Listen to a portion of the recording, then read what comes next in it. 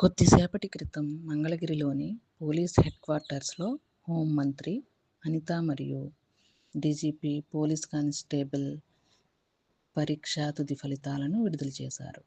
3,850 civil constable ఉద్యోగాలు మరియు 2,520 APSP constable ఉద్యోగాలకు సంబంధించి 2022లో విడుదలైన నోటిఫికేషన్ అనుసరించి ఫలితాలను విడుదల చేశారు.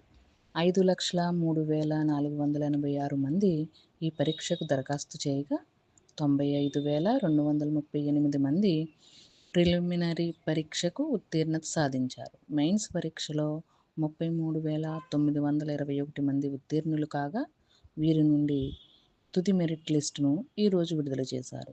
200 మార్కులకు జరిగిన తుది పరీక్షలో వచ్చిన మార్కుల ఆధారంగా సివిల్ కానిస్టేబుల్ను పరీక్షలో వచ్చిన మార్కులు మరియు ఫిజికల్ ఎఫిషియన్సీ టెస్ట్లో వచ్చిన మార్కుల ఆధారంగా ఏపీఎస్పీ కానిస్టేబుళ్లను ఎంపిక చేశారు. అభ్యర్థుల ఫలితాలను చూసుకోవడానికి వెబ్సైట్ యొక్క లింకును డిస్క్రిప్షన్లో ఇవ్వడం జరిగింది. దీని ద్వారా ఫలితాలను చూసుకోవచ్చు.